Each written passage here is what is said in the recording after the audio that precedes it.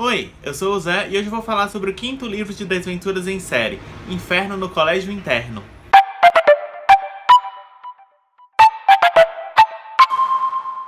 Nesse livro, o Sr. Poe não vai conseguir arranjar um tutor para as crianças a tempo, então ele vai colocá-las em um colégio interno. E esse colégio interno ele vai parecer muito mais um cemitério, isso esteticamente, porque ele possui uns edifícios em forma de lápides e inclusive o lema do colégio ele também vai remeter à morte. Esse volume foi um dos que eu mais gostei até agora, principalmente porque o livro ele vai ter uma gama maior de personagens. E o próprio autor narrador ele vai assumir isso em um trecho do livro que ele vai colocar que é a primeira vez que os órfãos Baudelaire vão frequentar uma escola após a morte dos pais. E chegando lá eles vão ser apresentados ao vice-diretor do colégio. O nome dele é Nero e aqui a gente pode considerar ele como se fosse um novo tutor das crianças. O Nero é um homem egocêntrico e muito autoritário e ele se acha um gênio da música.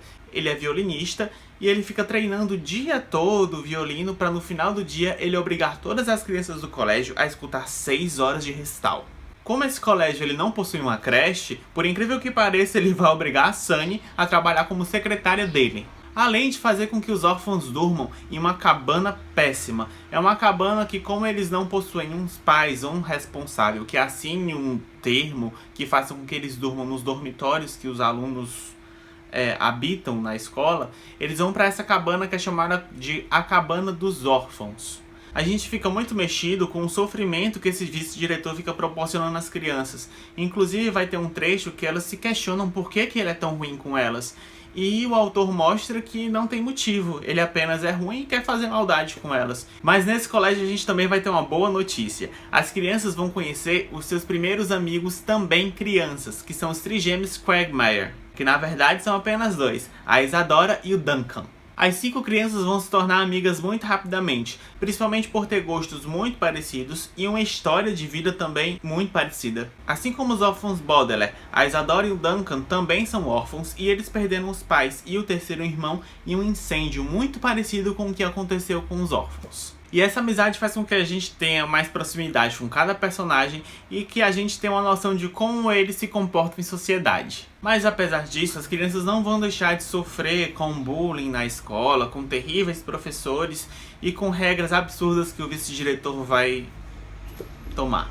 E não é novidade que o Conde Olaf vai conseguir entrar nesse colégio com um novo disfarce, que como sempre nenhum adulto vai perceber e só as crianças vão notar. Mas uma coisa diferente é que finalmente as crianças vão notar que elas não vão poder contar com a ajuda dos adultos e elas vão tomar uma atitude diferente do que somente chegar lá e começar a dizer esse é o Conde Olaf, esse é o Conde Olaf. E a coisa que eu achei mais interessante nesse livro foi quando o autor narrador ele cita algum mistério envolvendo a Beatrice, que é a pessoa que ele sempre dedica os livros.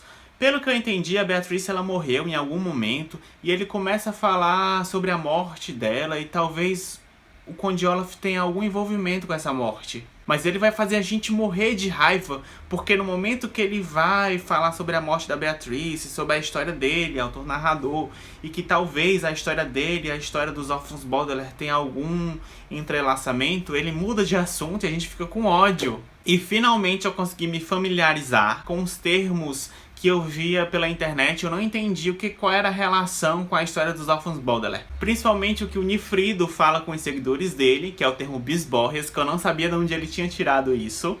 E também as siglas CSC, que é um mistério que a gente ainda não sabe, e eu não sei em qual livro também a gente vai descobrir o que significa essa sigla. E no mais, na história, ela vai seguir aquele mesmo ritmo das outras histórias, não teve muita novidade. Eu pensei que pelos comentários que eu tinha visto em outros locais, que a história ia ter um avanço, mas pelo que eu percebi, a única diferença foi a apresentação dos trigêmeos Quagmire, que eu acho que vão ser personagens muito importantes para o futuro, e o aparecimento desses mistérios que eu acredito que a gente vai saber nos próximos livros. Esse foi um livro que eu não percebi muitas mensagens subliminares, a não ser pela capa, que vocês podem ver aqui, que o vice-diretor Nero, ele parece muito com um personagem que está numa gravura do livro do Oliver Twist.